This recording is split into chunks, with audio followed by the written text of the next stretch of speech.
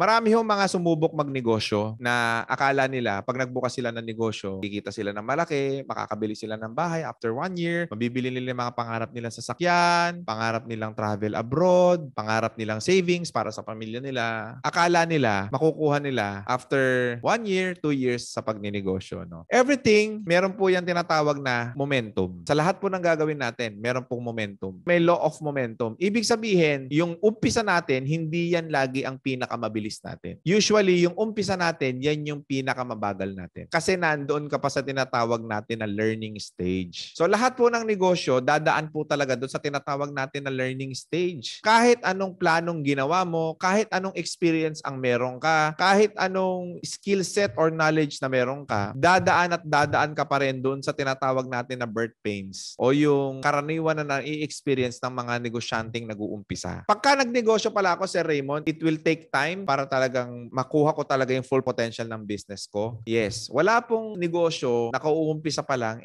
bongga na kagad o click na kagad or putok na kagad. Wala pong ganon. Hindi po nag-i-exist yung ganon. Everything has a process. May proseso po yan. So you really have to trust the process when you are an entrepreneur. Bakit? Kasi kapag mag-uumpisa ka ng negosyo ngayon, expect na hindi lahat magiging favorable sa'yo pagdating sa operational side. Sigurado at sigurado may magiging flaws dyan. May mga mau-overlook ka dyan kahit pinag-aralan mo, kahit nag-research ka pa ng sobrang tindi. May mga mau-overlook ka pa rin dyan pagdating sa operational side ng negosyo nyo. Pagdating sa productional side ng negosyo ninyo, 100% may mau-overlook ka dyan at hindi mo makikita bago mo yan inuumpisahan. At pagka inumpisa mo na yung negosyo, doon pa lang magsusulputan yung mga problema na yan. And of course, pagdating sa marketing side, marami rin po magiging problema yan. So do not be afraid of trial and error. Huwag po kayong matatakot sa trial and error kasi part ng negosyo yan. Kailangan nating daanan yung trial and error stage. Sir, pinag-aralan ko. Nag-research ako bago ko buksan to. Talagang pinagplanuhan naming maigi bago namin i-start. May lalabas pa rin dyan. Ang tawag doon sa opening ninyo is your first trial. Bakit mo kailangan i-mindset yung sarili mo na pag nagbukas ka ng negosyo, that is actually your first trial. Kaya po siya tinatawag na first trial. Kailangan mo i-consider being an entrepreneur, may experience kang challenges. First month, second month, third month. Nasa first trial stage of our business na kami. Tapos, maglalabasan dyan yung mga maliliit na problema, yung mga hindi mo nakita. Halimbawa, mga empleyado hindi nakakapaglinis ng ganitong oras. Ito yung nagiging problema pagdating sa productional side. Yung ganitong produkto pala, hindi pala siya fast moving. Yung ganito palang sistema pala, hindi pala siya applicable sa panahon na natin ngayon. Magsusulputan po yan on your first trial of business. That is 1 to 3 months yung first trial po natin. Now, on the second stage of trial of business, dapat in first quarter po ng negosyo po ninyo, kailangan yung mga maliliit na problema, hindi na siya nag-a-arise pagdating sa second quarter ng negosyo nyo po. Halimbawa, yung mga simpleng, ito pala hindi ito mabili, nagre-restock pa tayo ng produkto, dapat alam mo na yung kagad on the second stage of your business. That is your 4th month up to the 6th month. Dapat po may phasing kayo niyan. Sa ika-3rd month, dapat meron po kayong tinatawag niya na assessment.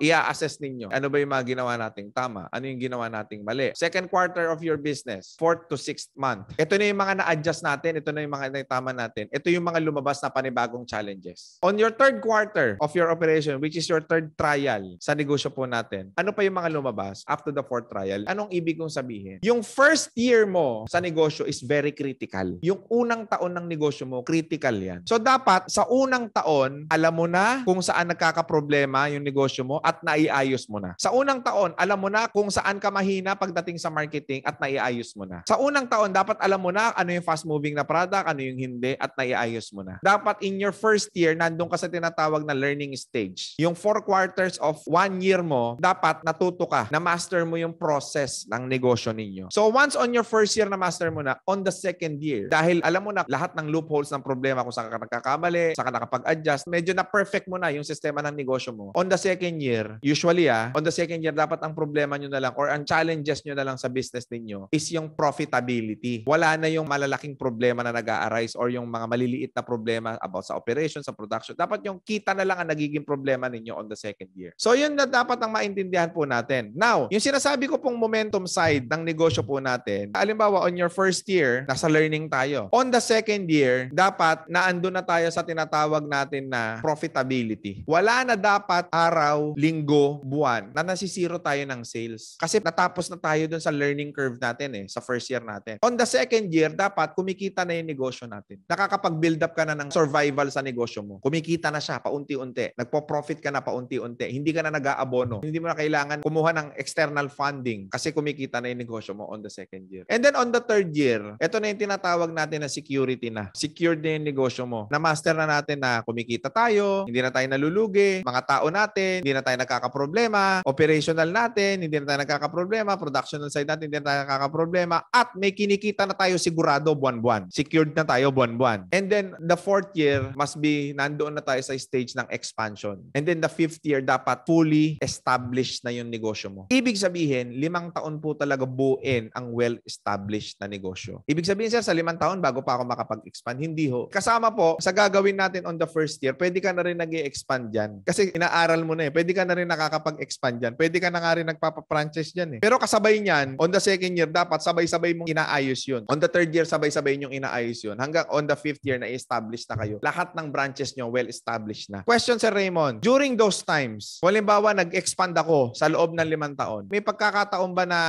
may mga branches akong magsasara? Meron po. May mga franchisee akong malulugi? Meron po. May mga partner akong mawawala sa akin? Meron po. Sir, di ba masakit yun? Ganun ba talaga ang negosyo? Ganun po talaga ang negosyo. Ang negosyo po is risk. You have to understand that lahat ng negosyo, risk po yan. There's no such thing as negosyo po na siguradong kikita. Wala pong ganun. Sabi nga nila, ito na negosyo, walang lugi, yung aksi-aksi. O nung bumaba po yung presyo ng SLP, lumiit din yung kita nila. Nalugi yung mga bumili ng malaki. So may lugi. May luging negosyo. So there's no such thing as negosyong hindi nalulugi. May chance at may chance malulugi yan. Mawawalan ka ng business partner, may chance po yan. Mawawalan ka ng mga branches mo, may chance po yan. Kasi risk nga ang negosyo. That's the reality of business. Pero sinusubukan yan eh. Once na napagtukumpayan natin yung stage na yon, slowly, nagbibuild ka ng momentum, nagbibuild ka ng track sa negosyo mo. Magugulat ka na lang after 5 years, well-established na yung negosyo mo. And most probably, on that 5th year, diyan ka na bumibili ng bahay, diyan ka na bumibili ng mga properties kasi established na yung negosyo mo eh. So kailangan mo talaga maintindihan na ang umpisa talaga maraming trial and error, maraming failures. Hindi po magiging smooth ang daan mo sa pagiging negosyante. Mahirap po siya. Pag nakalampas ka doon sa 5th year mo at establish yung negosyo mo, ang reward lang yan is you will be financially free for the rest of your life kapag na-expand mo ng tama yung negosyo mo. So yun po yung gusto kong makuha ninyo. That marami ka pang dadaan ng pagsubok. Marami ka pang dadaan ng mga challenges. That's the real life of real entrepreneur. Hindi ho madali. Ito pa, malaking mga problema dyan during those times sa loob ng 5 taon. Yung mga pagbabayad ng mga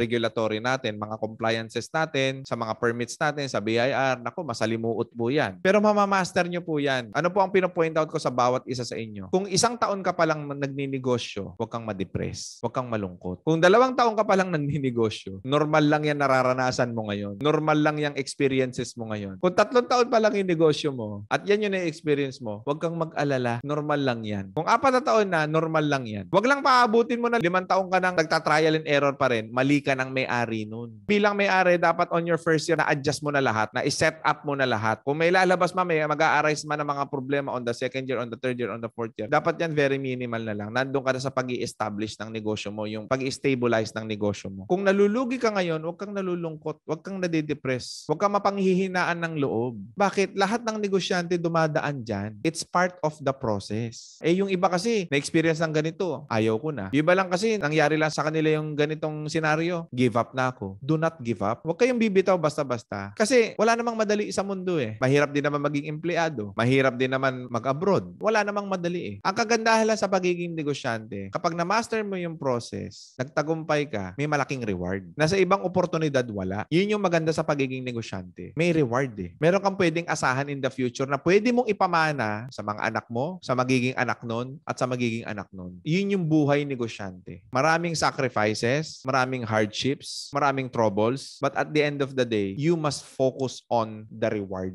Yung nag-aantay sa inyo. Let's be optimistic. So if you focus on things na mangyayari sa'yo after 5 years, maniwala ka sa akin, hindi ka mapanghihinaan ng loob. Hindi ka tatamaan ng depression, hindi ka tatamaan ng anxiety. Bakit? You know the process. You will be challenged. There will be storms sa negosyo mo. But at the end of the day, dahil nakafocus ka doon sa reward, doon sa pwedeng mangyari, doon sa pwedeng maging impact sa buhay mo, na pwede ka magkaroon ng security, na pwede ka magkaroon ng financial freedom in the future, kung doon nakatuon ang isip mo, hindi ka mapanghihinaan ng loob. Hindi ka mag-give up. Trust the process. Wala pong shortcut sa success. You have to take the stairs. There's no such thing as fast track. Wala po niyan. There's no such thing as shortcuts. Wala po niyan. There's no such thing as get rich quick scheme. Wala po niyan. When I say successful, hindi po yan yung success na kumikita ka lang ngayon. Hindi po yan. Kung kumikita ka na ngayon sa negosyo mo, maganda yan. Expect may darating na problema. Expect marami pang mga challenges. Kasi pagka ine-expect mo na, mangyayari yun. Hindi ka na magugulat eh. Hindi ka na magtataka. So dadaan talaga yan. There's always a process sa everything na gagawin po natin. After 5th year, on your 6th year, on your 7th year, smooth na yan. Imagine niyo po yung sarili ninyo. If you are actually 30 today, 30 years old today, at the age of 35, dapat retire ka na. If you are 40 ngayon, at the age of 45, dapat retire ka na. Dapat well-established na yung negosyo mo. Dapat self-sustaining na yung negosyo nyo. Dapat yung ecosystem ng negosyo nyo is perfect na in 5 years. Ayun ang kagandahan ng pagiging negosyante. Kasi maraming empleyado ang nagtrabaho ng 10 years, 15 years, 20 years, nag-retire na sila, wala pa rin silang naipundar sa sarili nila. Ang kagandahan ng pagiging negosyante, yes, mahirap, yes, maraming failures, yes, maraming sacrifices, pero 5 taon lang, 6 na taon lang, 7 taon lang, graduate na ako, retire na ako. That's how you establish a good, profitable business.